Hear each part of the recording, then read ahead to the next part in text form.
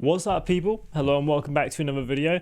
Today you join me from about a 2 or 3 week hiatus in skateboarding. I have been feeling really creatively blocked. I'm feeling a little bit depressed, but I'm feeling a lot better today. So that's the main thing, and we're trying to push forward, get these videos back on track. This is my first one in 3 weeks, so I've prepared a bunch of things that I've missed in the skateboarding news zeitgeist, starting with the Terry Kennedy situation. Now, if you don't know who Terry Kennedy is, he's a professional skateboarder from Long Beach, California. He was on Baker skateboards. He put out some banger parts over the years and was extremely well respected in the skateboarding world.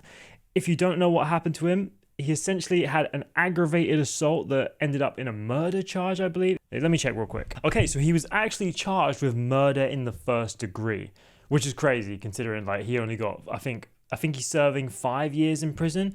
Maybe he was sentenced to 10. I might be misremembering that, but he's certainly coming out in 5. He was put in there in 2021, and he's coming out this year, I believe, or it might be 2026. But we're going to get into that because I've got a few videos prepared. So with that being said, let's jump into this little backstory real quick, and then we're going to find out a bit more about what's happening now. So I'm going to start this video from the beginning, just play you the first minute, and then we'll find out more about the current situation.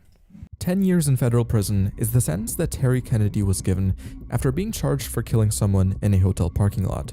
Prior to his conviction, he was mostly known for a successful skateboarding career spanning multiple decades, before going through a very public yet mysterious mental breakdown that ultimately led to his current position. Up until a couple of years ago, Terry Kennedy, commonly known as TK for short, was highly regarded by the majority of the skateboarding community, and now, the sentiment around him ranges from general disappointment to complete disgust. There's been a lot of speculation regarding the details of his story, as well as the people surrounding him and the management he had in place that could have potentially led to such an unfortunate outcome. Okay, so now we've got a recap on who Terry was. Professional skateboarder from Long Beach, California, extremely well loved, but after a little while, it seems everything got too much. He had a bit of a mental breakdown. People say they see him in different skate shops and skate parks, tweaking out, doing all sorts of crazy stuff. There is so much detail in this video that I'm not going to show anywhere near all of it. So if you want to watch this dusted video, it will be in the description. However, I want to quickly teach you a little bit more about why he went into prison in the first place. So we're going to skip ahead to this section right here. While out visiting his new girlfriend near Chicago, Terry Kennedy met a 23-year-old skater named Josiah Casahan. Josiah is described as being an amazing friend who's always focused on positivity. He was well known in the local skate scene and was an easygoing person to get along with. Josiah grew up as a fan of Terry, so when Josiah saw him out skating one day, he went up to talk to him, quickly sparking a friendship. For the remainder of TK's trip, the two hung out frequently, spending a lot of time skating together. The night before Terry was set to return to LA, they allegedly even partied together at the hotel he was staying at. Early the next morning, however, Terry began having another one of his episodes, and that's when things took a turn for the worst. Apparently, Terry's girlfriend had originally agreed to give him a ride to the airport, but since she had been drinking, she suggested that they call an Uber instead. This quickly prompted a heated argument between the two in the middle of the hotel parking lot. When Josiah tried to calm Terry down and de-escalate the situation, Terry allegedly punched Josiah in the face, leading him to fall to the ground and hit his head on the concrete. There's some speculation that Terry then kicked Josiah while he was on the ground, before taking his girlfriend's car and driving away, leaving her in the parking lot with Josiah unconscious and bleeding. After paramedics arrived, Josiah was taken to the nearby hospital, where he unfortunately passed away a few days later. Terry Kennedy was soon arrested for the event, and after being detained, apparently threatened the lives of the police officers who placed him under arrest. Throughout this period, TK's new manager took over his Instagram, promoting some weird businesses for weeks, posting some cryptic things about TK, and sharing some rather distasteful content. Now you know exactly how my man went to prison and the situation around it. It's a real shame to have so much potential, so much love, pretty much everything almost every skateboarder could want. The respect, the money, likely the women too. And it all went down the shitter because of a manic episode where you punched one of your friends, allowed him to hit his head on the concrete, and then just left him bleeding out. Obviously, Terry in this stage must have been severely mentally ill. You're not going to get to the point where you're punching up your friends, leaving them for dead without that. There are tons of stories of different skaters saying they've met him at different points in his career. He ranges from being absolutely lovely, incredibly inspirational, to completely tweaking out, overly loving, and just a complete mess. So with all that being said, and now we know exactly who Terry is, where he comes from, what he was, and how he ended up in prison in the first place, let's learn a little bit more about why and how we know he's being released early, and whether or not we think someone can actually learn the lesson after 5 years in prison for doing something so serious. So the place where I first heard about this whole story was this gentleman right here, Skate Talk with Cut. I would highly recommend this guy's account. He does some great TikTok skate stuff. I believe he posts it on YouTube and Instagram as well. Either way, I really like it. I think this guy's got great content. I'm going to link it in the description too.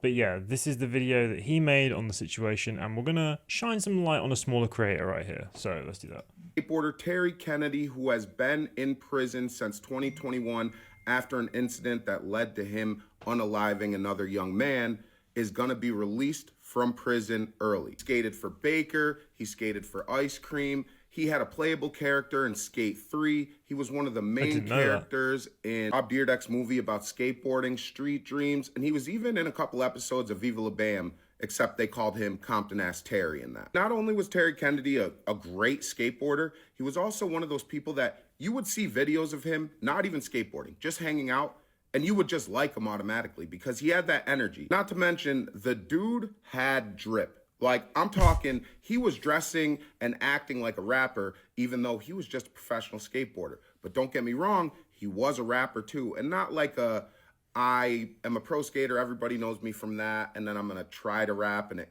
doesn't really work. He was like a good rapper. He had a lot of big songs. And growing up, Terry Kennedy was one of my favorite skateboarders. And to this day, I don't really know what happened to Terry. Like, I remember I followed him on Instagram and he didn't really post much, but then all of a sudden he said that he had a new manager who was just like some hood dude, I think. And Terry wasn't in the best place. He might have been on. Yeah, so the manager was the one that was taking advantage of Terry in his state. This was obviously a guy who saw that someone was struggling, thought, he's got a big platform, I can make some money off this. Completely just manipulated him, got his passwords, got his accounts, and then just started posting all sorts of like weird cryptic messages. I mean, we saw it at the end of that last video I just showed you. He was posting scams, he was doing some really weird stuff. Definitely avoid that guy if you ever meet him in real life. Drugs, who knows? I'm not here to speculate about that. But at some point, him hanging out with those people led him to unaliving somebody. But from what I've read, in prison, he's doing great. He's really changed his life around. He's got a whole new outlook on life. And I think that he went Muslim, but I'm not 100% sure. But I just really want to see what the next chapter of Terry's life is going to be, because it's looking like he's going to get out of prison in February 2026. So yeah, I just wanted to give you guys an update on Terry Kennedy's prison status. It doesn't look like he's going to be in there as long as we all thought he was going to be. But I want to know what you think. What do you think about Terry Kennedy getting released from prison early? So basically what I think about this whole situation is that, yes, he was sentenced to 10 years. Yes, what he did was terrible. The family of the person who died must have been distraught. It was an accident. Obviously, you don't intend to kill someone when you punch them in the face.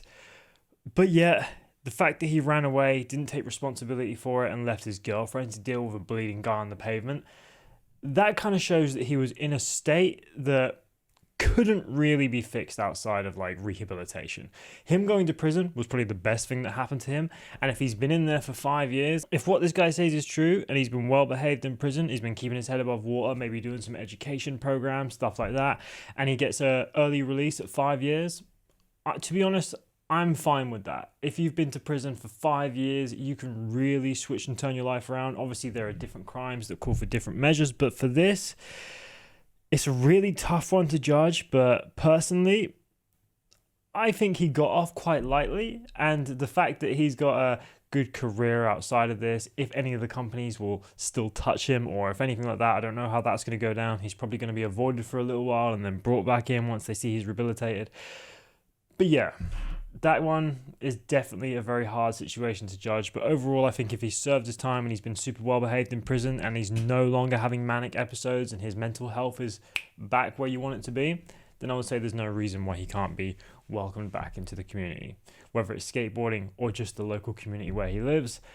I think if you serve your time, you should be fine. But if you're a nonce, I could never look at you the same again. Anyway, we've got a couple more small stories that I want to go over real quick. The first one is this one from Shredder, and it's mixed gender and LGBTQIA inclusive teams proposed for 2028 Olympics. Now, I don't fully understand what they're trying to do here. Like, I would be all for like transgender people like having their own category.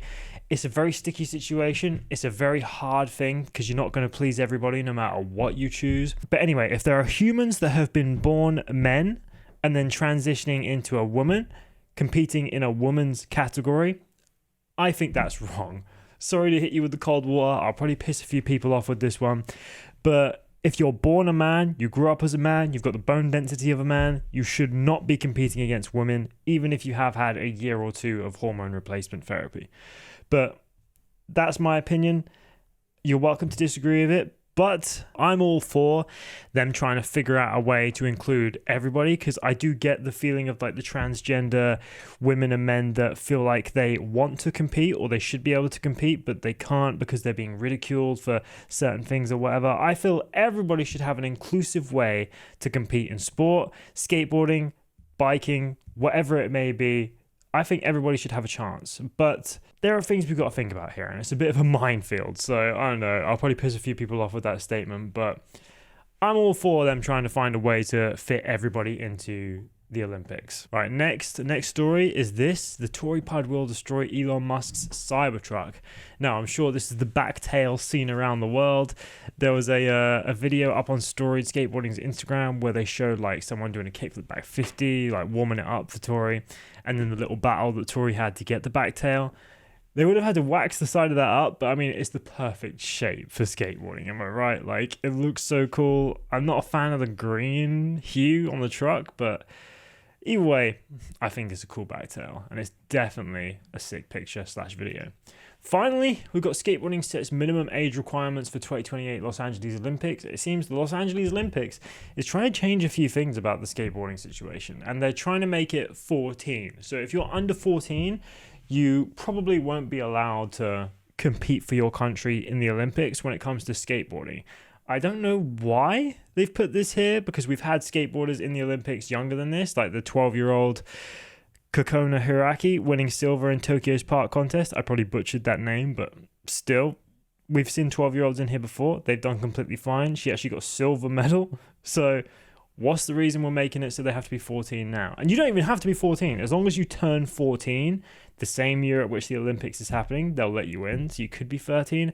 I don't know why. It just seems very weird that they would add this age cutoff to the Olympics. But I think the fact that they're trying to evolve it and they see things that aren't working well and they're trying to fix them, I'm all for that. Some things just aren't as much needed to change as others. Either way, that is my skateboarding news recap. Hopefully I can get back into the swing of making videos, because like I alluded to at the start, I've been feeling pretty down in the dumps recently, and I don't just want to like talk about depression and stuff like this constantly. I probably will make another mental health video again soon, but I've just been trying to look inside, find myself a bit better, and maybe do a bit more traveling to get my head straight. Either way, thank you guys for watching. Let me know what you think about these situations, and I'll see you in the next one.